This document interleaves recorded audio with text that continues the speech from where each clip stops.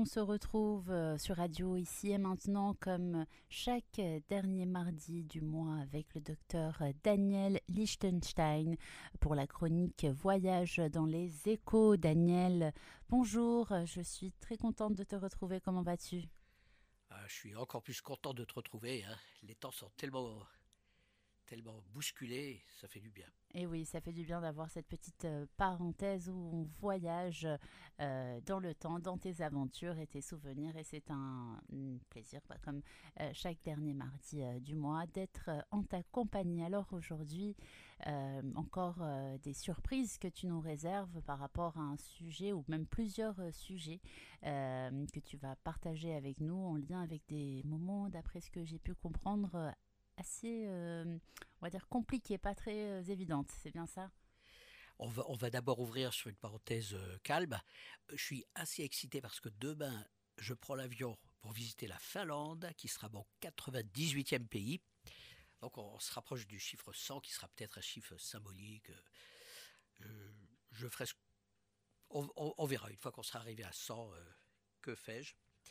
Et tu l'as dit, cette rubrique sera dévouée à tout ce qui peut nous mettre en danger, c'est-à-dire danger physique et même aussi danger psychique, c'est-à-dire les coups durs qui peuvent arriver, les moments où on aimerait bien être ailleurs. Et on en a tous, hein, et tu connais ça aussi comme nous tous, hein, ça t'arrive régulièrement, hein. Ah oui, en effet, bah justement, puisque tu en parles, si je peux me permettre, pas plus tard qu'il y a quelques heures, j'étais à un endroit euh, où j'avais envie finalement d'être à un autre endroit, mais juste derrière la porte, en fait, bon, c'est pas clair ce que j'ai dit là, mais j'étais coincée derrière la porte de ma chambre, en fait, avec mes animaux de compagnie à l'intérieur. Donc il y avait une porte qui nous séparait, mais c'était pas du tout évident, donc j'ai dû démonter la poignée, essayer d'appeler des voisins, etc. pour trouver une solution. C'était quelques heures assez compliquées et difficiles, mais finalement, voilà, j'ai réussi traverser, à ouvrir cette fichue porte et retrouver mes animaux qui étaient en panique de l'autre côté. Ben, j'imagine la catastrophe sinon, hein. C'est-à-dire que Mm. d'une part, les pauvres, ils étaient là, et puis toi, tu les aurais pas lâchés comme ça, ce qui fait qu'il n'y aurait pas eu de chronique ce soir. Mais Et ça, oui. c'était le moindre, hein, ça se refait. Mais bon, en plus que tu dis que tu n'aurais pas été là demain, en effet, heureusement que les choses se sont bien alignées pour qu'on puisse avoir cette chronique. Mais c'est vrai que j'ai Marvel aussi, ma chienne, qui avait un souci à la patte. Donc de l'autre Ouais. côté, je me disais, oh mince, elle doit lécher sa blessure. C'est pas bien, il faut absolument que je trouve une solution pour la retrouver et lui mettre son pansement. Comme ça, j'ai le cœur net. En parlant de cette fameuse porte, les serruriers, bah, ils sont pas si disponibles que ça. Ils me Et disaient quand oui ils le ce sont, soir à 20 h et ouais, quand ils le sont, moyennant la c'est modique somme, 200, 300 euros. Donc voilà. voilà, heureusement, Donc on a pu trouver une solution. tu t'en es très bien sorti, et j'étais vraiment, je pense qu'on a tous été très soulagés, hein. Oui, c'est ça, tout à fait. Donc voilà, petite introduction peut-être par rapport aux autres faits que tu vas partager avec nous en lien avec les moments difficiles, Daniel, puisque comme tu le dis, tout à chacun, on a des moments inconfortables dans la vie. Et donc cet épisode, d'après ce que j'ai compris, est consacré aux moments un peu inconfortables que tu as eu lors de tes missions. Oui, plus qu'inconfortable, c'est-à-dire D'accord. des moments où on se dit, est-ce que je vais pas y laisser ma peau? Ah oui, carrément. Oui, non, peut-être. Et alors, évidemment, sur les 400 têtes de mission, j'ai pris celles qui me sont venues en tête, mais il y en a d'autres sûrement, et je vais me dire à la fin la chronique, ah, il y avait ça, et puis j'en parlerai peut-être plus tard ou jamais. Et j'ai réussi à faire un plan. Donc tu vois, je Oui. m'organise, hein, Mm. pour ces chroniques. Et les dangers de ma vie, c'est d'abord les dangers du métier de passer sa vie dans les avions à récupérer un patient pour l'amener d'un endroit à un autre endroit. C'est pas très évident. Et qu'est-ce qu'il peut y avoir comme danger? Évidemment, le fait de prendre l'avion et de passer sa vie dans les airs, des gens me disent, mais vous n'avez pas peur, avec tous ces avions que vous prenez, de multiplier le risque d'accident? Et je leur réponds, oui, ça peut arriver, bien sûr. ça arrive régulièrement, mais le vrai danger, c'est quand on est sur la route pour arriver à l'aéroport. Ou quand on quitte l'aéroport, en gros, c'est presque là où j'ai eu bien plus de galères. Je pense que j'aurai le temps de raconter ces péripéties sur la route. Euh, dans l'avion lui-même, mais j'en avais parlé, ça devait être en début d'année, j'ai eu 2 crashs en avion. Sur 2000 vols, ça fait donc 1 sur 1000, ce qui est sans doute raisonnable, hein, ça doit être Alors, le tarif. des crashs d'avions que tu as loupés ou des crashs d'avions dans lesquels tu y étais? Oh, je ne parle pas des avions que j'ai loupés, ceux-là, ils peuvent être en retard. Non, il y en a un, je vais faire court parce que j'en avais parlé à l'époque, c'était un Paris-Saint-Étienne, très gentil, ou Paris-Clermont-Ferrand, donc l'aventure avec un petit A. Et pourtant, cet avion à hélice, dès le décollage, a commencé à pencher sur la gauche et à rouler d'une façon vraiment tremblante. Et plus il prenait de la vitesse et plus on voyait qu'il y avait quelque chose qui n'allait pas du tout, jusqu'au moment où il y a eu un arrêt décollage, c'est-à-dire euh, tous les pieds des pilotes et copilotes sur les freins, et on a réussi à stopper cet avion sur la jonction de la tour de contrôle qui nous disait vous avez une longue traînée de feu derrière vous, et les pneus gauche avaient tout simplement éclaté. Tout le train gauche éclaté. Et donc on roulait sur la jante. Donc voilà, j'étais sorti, j'avais demandé au pilote si ça lui arrivait souvent, il m'avait dit ça peut arriver, ça arrive. Ce qui veut dire que lui c'était la première, et il avait fallu que je trouve un autre vol en catastrophe d'un autre aéroport. L'autre accident, c'était plus original parce que j'étais tout seul, dans la mesure où j'apprenais à piloter, on me lâchait, et là on m'avait lâché pour qu'on appelle ça une navigation, c'est-à-dire que je devais décoller de Saint-Cyr pour arriver à un autre aérodrome qui se trouvait à Dreux.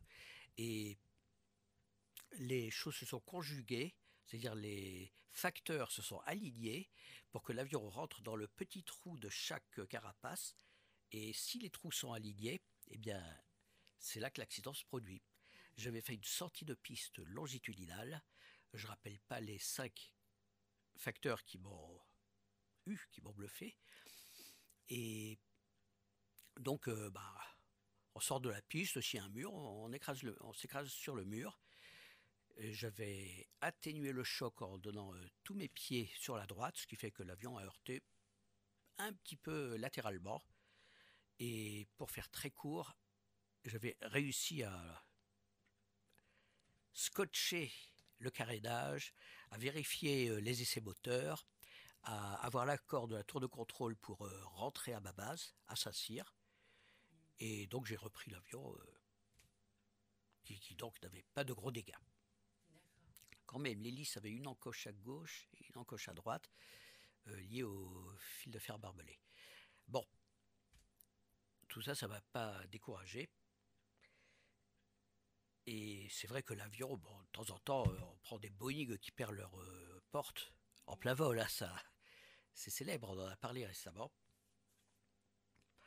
On peut avoir le danger d'atterrir dans un endroit où on n'est pas forcément attendu, des endroits où peut régner une certaine incertitude, un déséquilibre. Alors, je me suis retrouvé dans des pays en guerre, soit sortant de guerre récemment avec encore des mines qui explosaient, soit des pays en guerre. Alors, j'ai visité le Sahara mauritanien, dans lequel il fallait surtout éviter certains chemins, et ceux qui ne l'évitaient pas sautaient. J'étais au Sri Lanka à l'époque où il y avait des ordres violents dans une région proche. Je m'étais retrouvé à Djibouti, c'était l'année dernière, et le commandant m'avait dit ici ça va à peu près, mais on est entouré de pays en guerre. On a le Yémen, l'Érythrée, la Somalie, l'Éthiopie, et tous ces pays sont plus ou moins en guerre, notamment le Yémen. Mais donc on est une base militaire, et voilà. On jongle avec. Voilà. J'étais en Ukraine à l'époque où c'était déjà la guerre, c'est-à-dire pas l'invasion des frontières par les Russes, mais la guerre intra-Ukraine, entre les pro-russes et les Ukrainiens. Et j'en avais parlé. Donc soyons brefs. Euh, il m'est arrivé d'être au Liban, à Beyrouth, et c'est un endroit tristement d'actualité et où la guerre peut frapper à n'importe quel moment, la guerre ou même des explosions dans les ports. Et je devais prendre un avion pour rentrer d'un congrès. Là, c'était un congrès de néonatologie, donc pour moi, c'était un très bel événement. Et je devais reprendre l'avion le dimanche. Et ceux et celles qui connaissent Beyrouth savent peut-être que je ne sais plus quel jour c'était dans l'année, mais on m'a dit, mais attendez, il y a le marathon de Beyrouth. Vous n'allez pas pouvoir trouver de taxi. Là, j'étais très très mal. Je me suis dit, mais comment tu vas faire? Et là, un monsieur arrive et il m'a dit, moi, je peux vous amener à l'aéroport. Je vais prendre un chemin détourné. Et je monte dans son taxi, un petit peu précaire, et on roule, on roule, on roule. Et on a pris des chemins tellement différents des chemins officiels qu'à un moment, je me suis demandé est-ce qu'il n'allait pas, en race campagne, s'arrêter à un endroit où des collègues seraient arrivés et on m'aurait pris en otage ou je ne sais pas quoi. Bon, J'imagine que ça devait être un peu flippant quand même. ça n'a pas eu lieu. Les... Voilà, donc il faut que je réfléchisse parce que les pays en guerre, hein, quelques années, on était en guerre ici, hein, il y a 80 ans, donc ça va, ça vient. On dirait que ça n'arrête pas. Alors, qu'est-ce qui peut être dangereux? C'est de tomber sur un correspondant qui a mal fait son travail. C'est-à-dire que le chemin qui logiquement doit être balisé trouve des cul-de-sac. Et là, on se dit, mais comment est-ce qu'il faut faire? Comment est-ce que je dois faire? C'est un métier opérationnel. C'est-à-dire qu'on est toujours face à l'événement. On doit le gérer, on doit trouver des solutions. Se perdre soi-même de son fait, ça, c'est pas très sympathique. Et un jour, j'étais à Pékin. Et j'avais le temps. Je me suis dit, allez, tu vas visiter la cité interdite. Et je sors de mon hôtel, je file, et j'avais le nom de mon hôtel. Mais une fois que j'avais fait mon petit tourisme, ma petite heure de tourisme, je veux rentrer, et là, il fallait que je trouve un taxi. Le même que celui qui était à la sortie de l'hôtel et qui m'avait amené. Et là, pas moyen de trouver un taxi. Et à un moment, un taxi était là. Et je rentre dans le taxi. Et je lui dis, please, can you... Et le taxi m'arrête tout de suite en me disant un jargon en chinois où j'avais compris, même sans parler le chinois, je ne comprends pas un mot d'anglais. Et donc, le taxi, il était inutilisable. Un deuxième taxi, un troisième taxi, et là, je me suis dit, mais tu vas louper ta mission. Et finalement, bon, on a trouvé une personne qui a réussi à faire une traduction, et ça s'est bien passé. Mais voilà, le genre de piège qui peut arriver, qui m'est arrivé une fois, qui ne m'arrivera pas deux, mais c'est classique. Des moments très douloureux sont quand on est face à ce métier qui consiste à prendre un patient d'une structure médicale à une autre structure médicale. Pourquoi est-ce qu'on le rapatrie? Dans certains cas, c'est pour des rapprochements familiaux. Le patient va pas trop mal, on est en classe à faire, on papote. Mais quand le patient est jugé mal géré, moi j'arrive, le blanc, hein, l'occidental, et je vais prendre un patient qui se trouve dans un hôpital qui n'a rien d'occidental. Je discute avec les médecins. Et là, forcément, il faut être très, très, très diplomate. Parce que ces médecins peuvent avoir l'impression que, ils font ce qu'ils peuvent, ils sont limités, et chez nous, ce sera mieux. Bon. Et que peut-être que même le médecin lui-même, de par sa culture, n'est pas aussi bon qu'un médecin occidental. Et ça, c'est juste terrible à gérer. Alors, Moi, ça va, j'ai de la chance parce que je connais mon niveau technique, médical, et je suis jamais fier. Donc, je discute toujours d'égal à égal avec tout médecin, mais il peut arriver, comme on va le voir tout à l'heure, parce qu'il y a une petite histoire, il peut arriver que ça pose vraiment des problèmes où on est gêné de devoir dire à quelqu'un, il faut prendre ce patient, il n'est pas en sécurité. Donc, le moins possible, et j'irai très bien. On peut aller chercher un patient qui a une pathologie donnée et qui est fit to fly, c'est-à-dire qui peut voler sans problème. Et quand on arrive sur place, on s'aperçoit qu'il y a un gros problème, qui n'est pas comme on nous l'avait décrit. Et ça m'est arrivé chez un monsieur d'âge moyen, chez une jeune femme, chez une autre jeune femme, où j'ai pu voir que ce patient-là, cette patiente était instable et était beaucoup mieux dans son service de réanimation que si je trimballe ce patient sur la route et ensuite dans un avion, quel que soit mon niveau technique, le patient sera toujours mieux dans une structure hospitalière. Donc là, dans ces trois cas, quatre. Avec quatre, ce qui fait quand même 1% de cas dans mes missions. On appelle notre tour de contrôle entre guillemets, voilà, le patient ne peut pas être transporté et puis on me dit bon, on va laisser les choses se calmer et on va te donner une autre mission pendant que tu es sur place. Alors ça peut être en Corse, aux États-Unis, où est-ce que ça peut être au Canada. On me dit voilà, tu vas aller chercher tel patient qui se trouve à un autre endroit, tu vas reprendre un avion, mais c'est pas très loin. Et là, j'ai une autre mission qui aurait pu être dévolue à un infirmier, mais puisque je suis sur place, autant faire du covoiturage, autant ne pas rentrer à vide. Une fois qu'on a pris le patient et qu'il est dans notre brancard, puis dans notre ambulance, puis dans le système de transport, puis dans l'avion, et c'est là que les ennuis peuvent commencer. Et premièrement, les gags de passeport. Ça te dit quelque chose, hein? Ce passeport introuvable brutalement. Et quand je vois mon patient dans son lit d'hôpital, il est souvent avec sa femme ou quelqu'un de sa famille, la première chose que je lui demande, avez-vous votre passeport? Oui, on l'a. Deuxième question, est-ce que je peux le voir? Bon.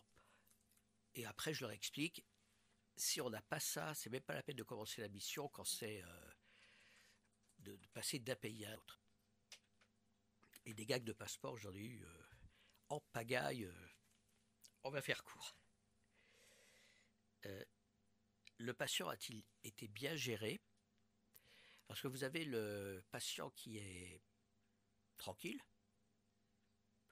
et qui, au cours de son hospitalisation, a fait une thrombose veineuse, c'est-à-dire le sang qui normalement circule en permanence dans le circuit sanguin, pour des raisons diverses que je vais épargner à l'auditoire, fige, comme de la sauce, devient solide.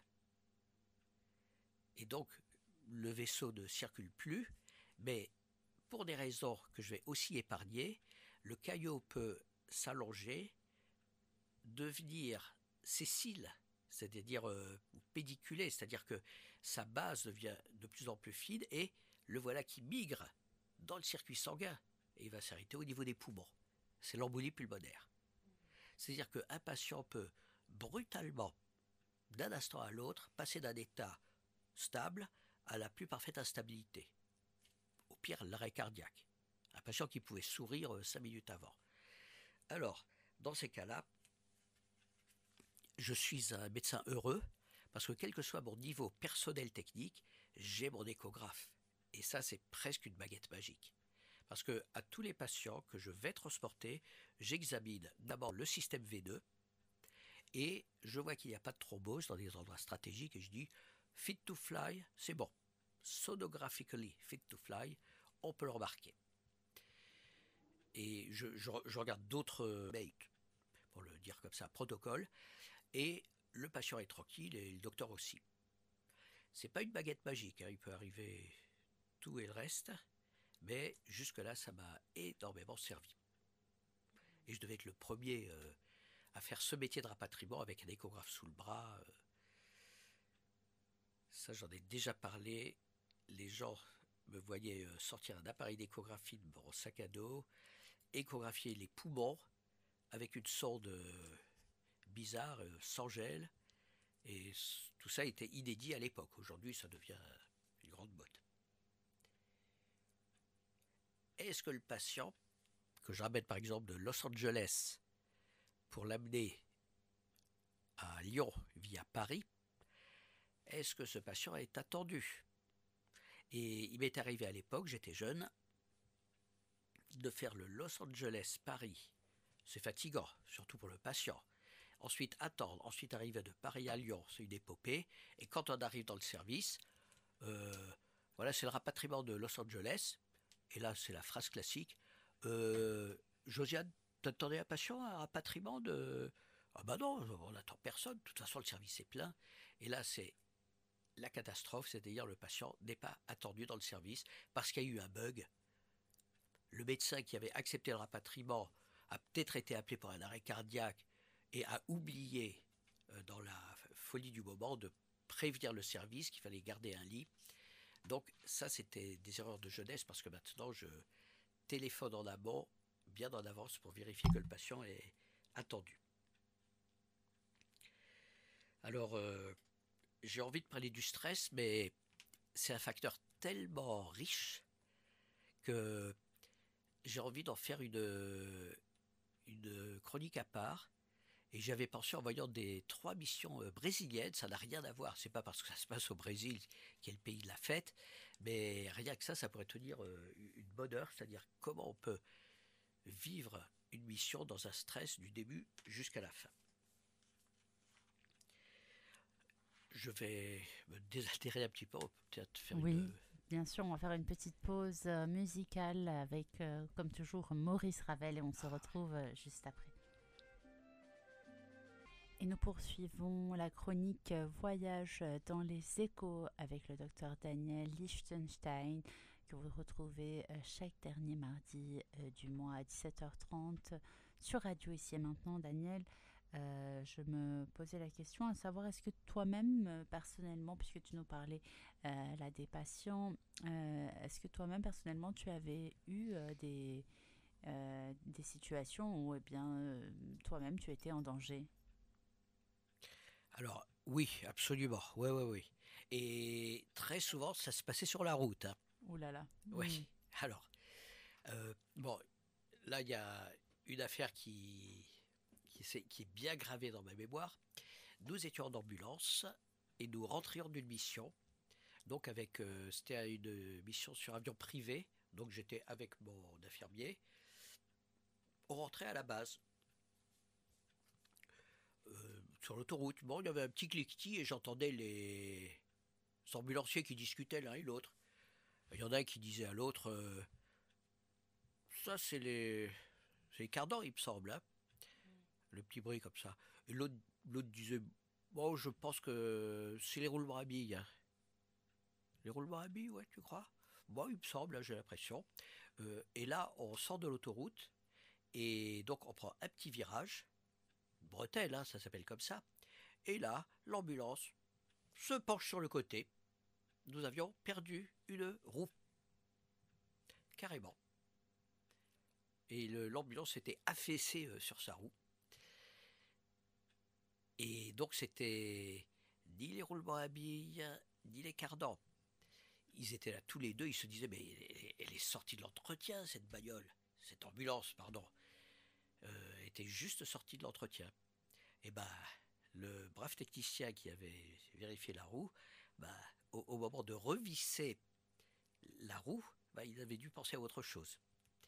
Donc, on n'a pas été à grosse allure et on a été là à attendre comme ça un dépannage. Et donc, ça s'est gentiment passé. Ça, c'était pas mal parce qu'on aurait pu faire le tonneau, le tête à queue. Alors, une autre histoire d'ambulance. On roule sur l'autoroute à vive allure. Et moi, j'ai mon patient. Et mon patient, bon, il faut bien que je m'occupe de lui de temps en temps, ou même plus que de temps en temps. Et donc, je vois pas ce qui se passe sur la route, hein. Donc je m'occupe du patient et je sens quand même qu'on roule vite. Et à un moment, grand crissement de frein, suivi de l'arrêt de l'ambulance, suivi de mon corps qui est projeté en avant. Ça s'est passé comme ça, hein. C'est-à-dire que j'ai eu l'impression qu'il s'est passé quelques fractions de seconde entre le moment où l'ambulance s'est arrêtée et le moment où j'ai percuté l'avant.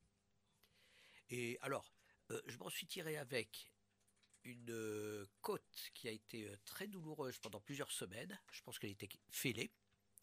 Des lunettes cassées, mais Dieu merci, pas de lésion des yeux. Et j'aurais pu tomber sur une chose, comment on appelle ça, contondante, c'est du matériel d'ambulance. Par exemple, une bouteille d'oxygène avec le détendeur. Si je me chope le détendeur en pleine poitrine ou sur le visage, j'aurais pu être vraiment amoché. J'ai eu de la chance. Celle-là était bête. Vraiment très bête parce que j'ai failli mourir en bas de notre base, en bas de notre maison. Alors, on rentrait de mission. Moi, j'étais là avec mes ambulanciers. Et on arrive dans une rue et l'un des ambulanciers dit à l'autre il faudrait que j'aille aux toilettes, hein. Ah bon, bah on va passer par devant alors. Donc on fait un petit demi-tour, un peu cavalier. Les uns, je ne sais plus qui disent aux autres, heureusement qu'il n'y a pas de police, hein. Et on prend la grande avenue qui nous amène face à la maison, notre installation, qui paraît-il est la plus grosse concentration de matériel médical sur Terre. Bon. Et on est de l'autre côté. C'est-à-dire qu'il fallait encore que, pour éviter ce qui pleuvait, et c'était la nuit, tous ces détails sont importants, et pour éviter que le jeune se mouille et reçoive toute la flotte, le conducteur a pris l'initiative de faire un U, c'est-à-dire un demi-tour, pour le déposer directement sur le trottoir. Et il n'y avait personne, c'était complètement désert, il devait être minuit ou quelque chose.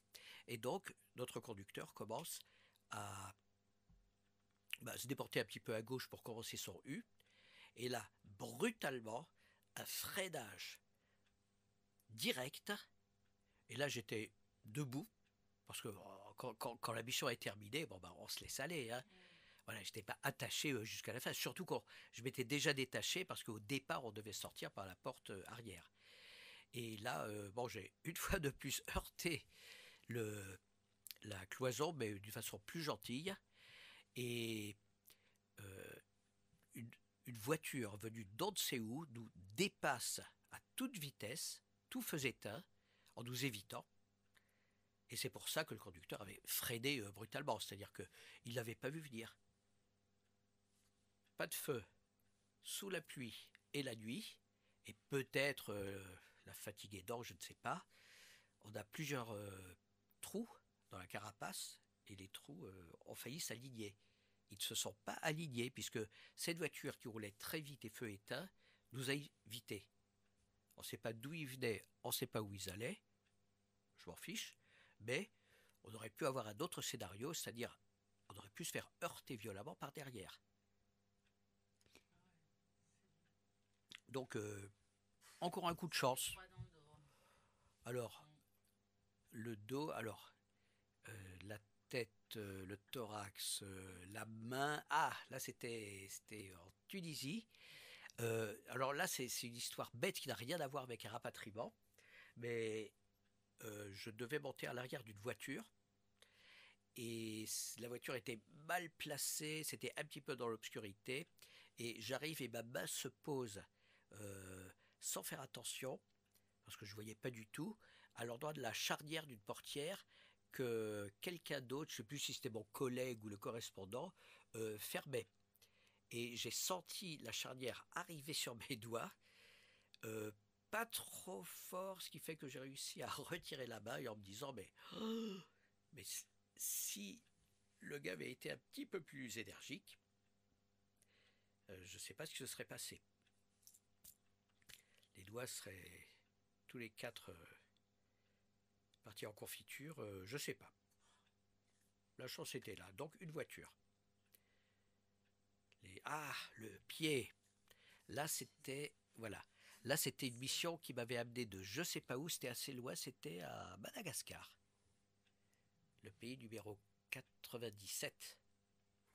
Donc, c'est il n'y a pas très très longtemps. Et on amène ce monsieur qui travaille dans une ambassade. Et on l'amène dans un hôpital allemand. Et ensuite, la mission est terminée. Donc, vous voulez monter devant enfin, en allemand, hein, wollen Sie... bon. Donc, je monte en avant, ça fait toujours plaisir, quoi, pour arriver jusqu'à l'aéroport, on voit un petit peu mieux. Donc, je monte à l'avant, je cale mon pied sur, je pense que c'était le marchepied ou je ne sais pas trop quoi. L'ambulancière referme la porte, et là, mon pied était précisément, une fois de plus, j'adore les charnières, hein, sur la charnière, et je sens la pression de la porte. La charnière, ça fait levier. C'est-à-dire qu'une petite action de la main crée une grosse force à l'endroit de la charnière. Et j'ai réussi à arrêter le mouvement et sans avoir le pied fracassé. Alors, à ce qui est arrivé, c'était à Bangkok, en Thaïlande. Ah, c'est une affaire qui va plaire à Marvel. Ouais. Parce que j'avais mon hôtel, j'avais les rues animées de Bangkok. Ça vaut le coup, hein, c'est vraiment c'est vivant, c'est très très animé. Et il y a quand même dans cette ville une proportion à une certaine liberté pour les chiens qui vivent un petit peu en bande organisée. Et j'avais un raccourci qui permettait d'arriver à mon hôtel bien plus vite qu'en passant par les rues. Sauf qu'il fallait que je passe par un endroit à quoi ils ressemblent. Ils sont assez imposants. Et puis je les vois comme ça qui... Et qu'est-ce que j'ai fait d'une façon assez... Là, c'était pas en voiture, c'était... Moi, je voulais me faire prendre en photo et...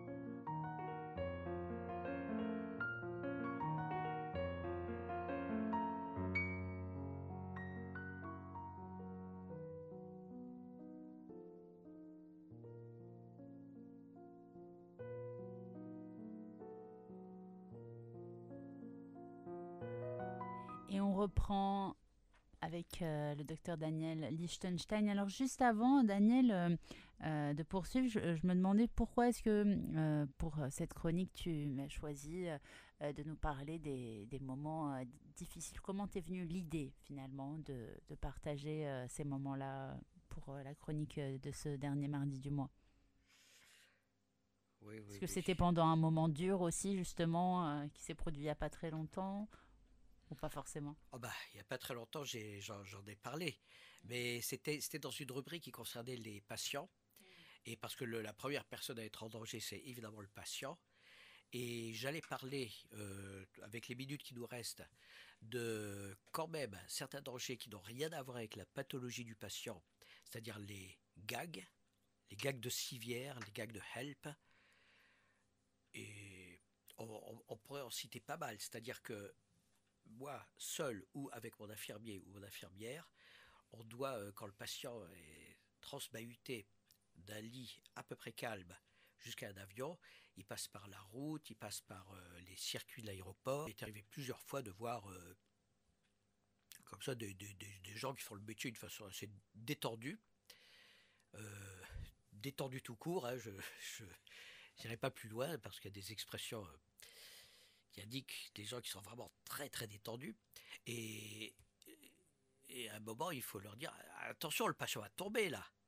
Il va glisser sur le côté ou alors carrément la porte s'ouvre Et le brancard commence à descendre. Alors si on est en pente, le patient il prend vite de la vitesse et il sera plus rapide que nous. Ça, c'est pas arrivé.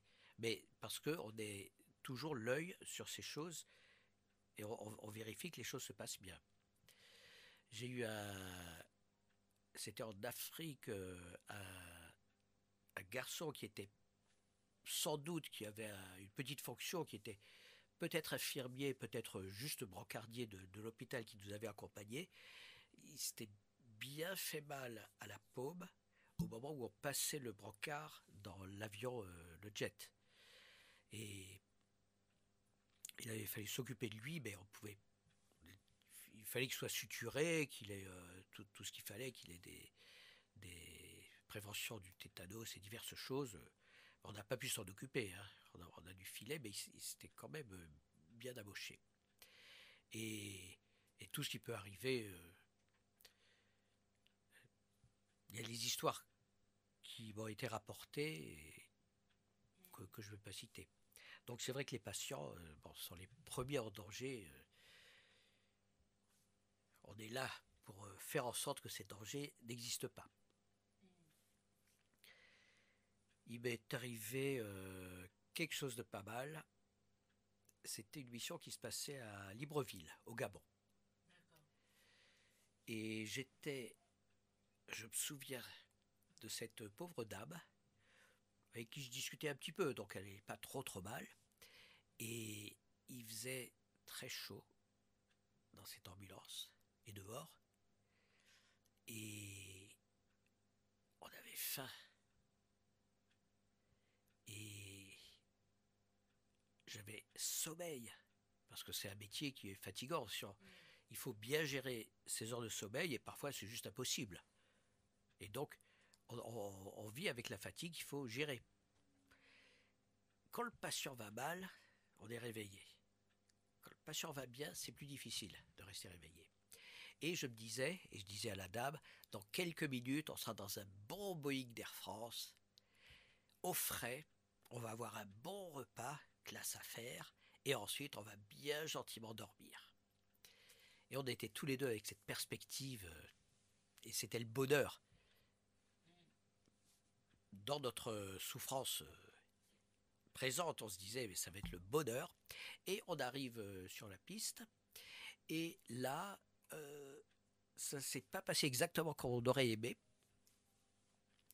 parce qu'il y avait une quinzaine ou une vingtaine de messieurs qui étaient autour de l'avion. C'était un gros Airbus ou un Boeing, bon, à l'envol de Libreville à Paris. Et ils étaient tous autour et dedans, et ils avaient en quelque sorte investi l'avion. Alors je me renseigne, et la raison pour laquelle ils avaient investi cet avion, c'est que c'était pour ce prétexte vraiment mesquin, que récemment des avions, alors sûrement américains ou peut-être français, s'étaient posés d'autorité sans payer la taxe d'aéroport, ou je ne sais pas si je le raconte très exactement, mais en tout cas, les lois internationales des aéroports avaient été un petit peu bafouées et ça se retournait sur le dos de ces gens qui étaient les travailleurs de cet aéroport. Et donc, ils ont mené une action sociale. Voilà. Et quand je dis que le prétexte était futile, quand on fait quelque chose comme ça, c'est qu'on pense qu'on est dans son droit et qu'on est très malheureux et que si on n'agit pas d'une façon forte, on ne sera jamais entendu. Qu'ont fait les deux ambulanciers qui avaient dû nous aider à monter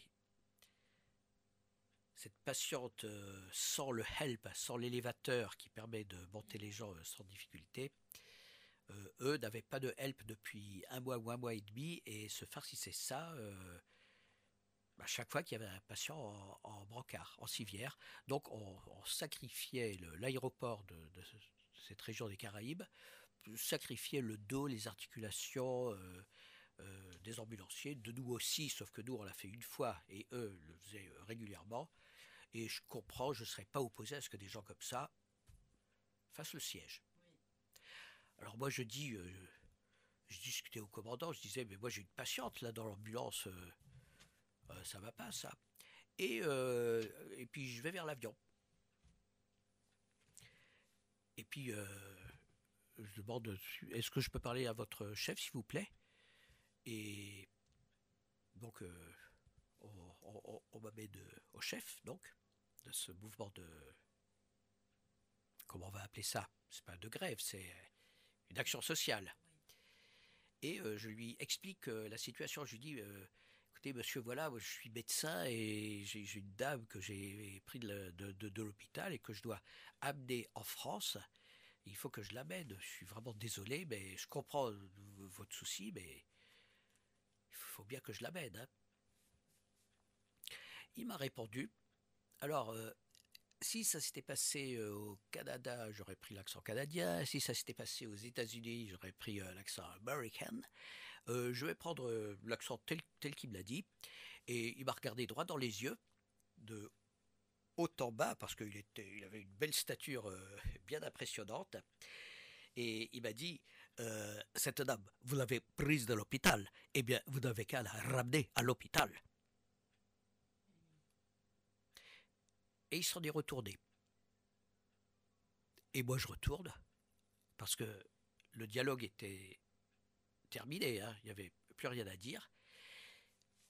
Je me suis dit, cette dame est-elle en sécurité à l'hôpital? Et j'en reviens au problème diplomatique dont on a parlé en première partie.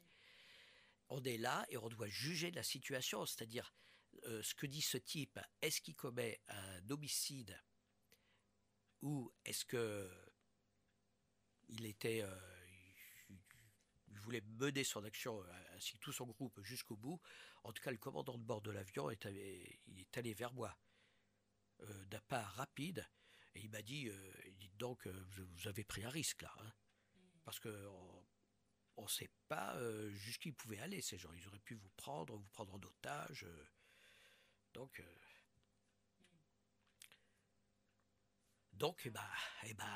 j'ai ramené cette patiente à l'hôpital. Son lit n'était pas encore pris par quelqu'un d'autre. Je suis arrivé mort de fatigue, mort de chaud et mort de faim dans un hôtel où mon dîner a été les 2 petits sachets de sucre qu'il y avait pour le café du matin, que j'ai pas pu prendre du reste parce qu'on avait un vol le matin à 6 heures. Donc ça a été une nuit très très très courte et c'est euh, voilà, une mission parmi d'autres, mais quand même représentative de ces situations où vraiment tout va mal, on est dans le stress le plus total, le danger finalement, et puis la souffrance de le chaud, plus la faim, plus la fatigue, tout ça qui se conjugue. La dame a bien été amenée à sa destination sans souci quand même. Ah bah, ah bah ça passe avant tout, hein. Donc de ce côté-là, c'était mission accomplie. Mais alors, on s'éponge le front. D'accord, bah tant mieux. Alors, il nous reste quelques minutes encore avant la fin, Daniel. Mais finalement, par rapport à toutes ces mésaventures que tu as partagées avec nous, on peut finalement se dire qu'il y a toujours des solutions et ça s'est toujours heureusement bien terminé, n'est-ce pas? Tu me tends une perche là, parce que j'ai toujours tendance à dire que qu'est-ce que c'est que le métier de réanimateur? C'est de pallier aux fonctions vitales quand elles sont atteintes d'une façon qu'on estime réversible. C'est-à-dire quelqu'un de jeune qui fait une pneumonie, les poumons ne fonctionnent plus, eh ben, il faut les mettre au repos, donner de l'oxygène par un autre moyen, donc réanimation, ventilation artificielle, des procédures compliquées, et on attend que la nature fasse son merveilleux travail de restructuration, c'est-à-dire cicatrisation des poumons. On donne des antibiotiques, évidemment. Donc on aide la nature à reconstruire un poumon qui permet au patient de respirer par lui-même, et ça se passe par étapes, petit à petit. Donc ça c'est le travail du réanimateur, c'est-à-dire d'assurer finalement l'oxygénation du corps par tous les moyens. Si l'oxygénation ne se fait pas au niveau du cœur, c'est pour le faire vite, l'infarctus du myocarde. Si l'oxygénation d'une jambe ne se fait pas, eh bien la jambe change de couleur et c'est l'ischémie aiguë de membre qui ne doit pas arriver parce qu'elle se termine par, dans le pire des cas, par l'amputation. L'ischémie du cerveau, c'est l'accident vasculaire cérébral. Donc notre obsession, c'est que l'oxygène, il arrive au niveau des cellules et de toutes les cellules. Et donc, pour pallier à ces situations et aussi aux situations qui peuvent arriver quand on transporte un patient, on a la solution qui est la solution parfaite, qui consiste à sortir le matériel, avoir un magnifique appareil qui va permettre de pallier à la défaillance d'organes, mais on n'a pas forcément cette solution magique. Et ce que je dis, c'est que on peut avoir 2, 10, 20, 36 solutions, de la meilleure à la pire.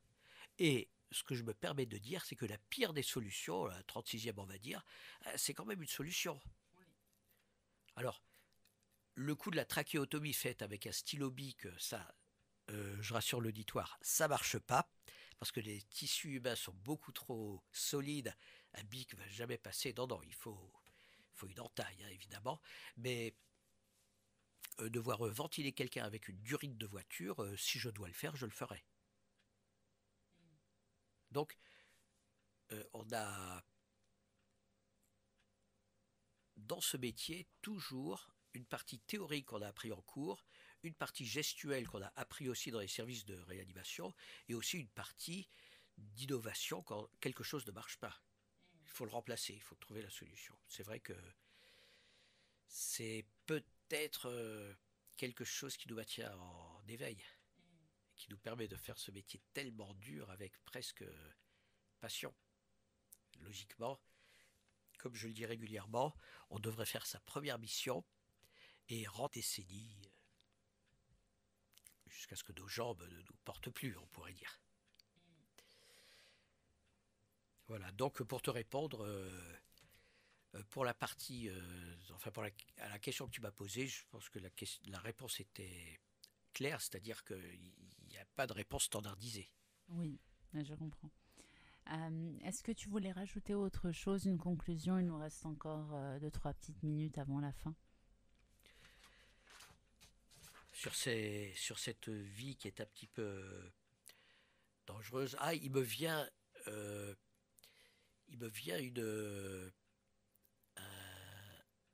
épisode où j'allais à un aéroport et sur la route qui était en montée et les gens roulaient très vite et en courbe, nous tombons sur brutalement un camion arrêté dans le virage.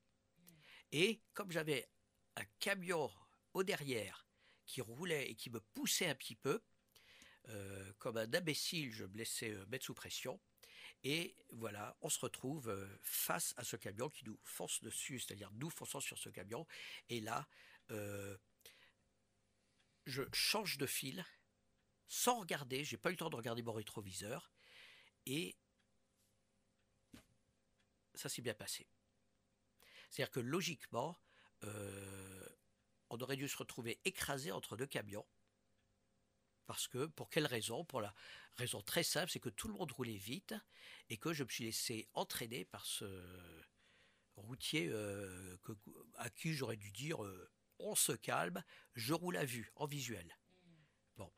Je me souviens quand même du coin de l'œil que j'ai vu une voiture, elle était noire, je me souviens de la couleur, qui avait pas pilé mais freiné à mort, parce que sans doute il avait bien vu que j'avais pas eu le temps de mettre en clignotant ou quoi que ce soit, ou même de regarder.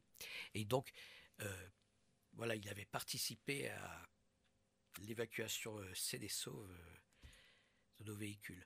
Voilà, ça c'était au passage, et c'était sur la route vers l'aéroport.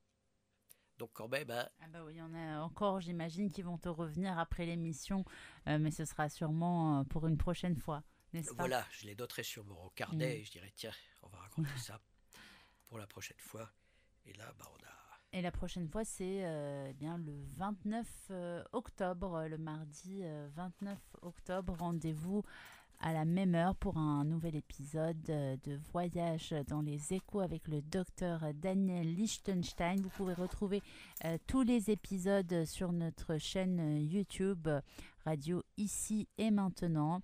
N'hésitez pas, pour les personnes qui écoutent la chronique pour la première fois, à retrouver les chroniques précédentes de Daniel sur YouTube.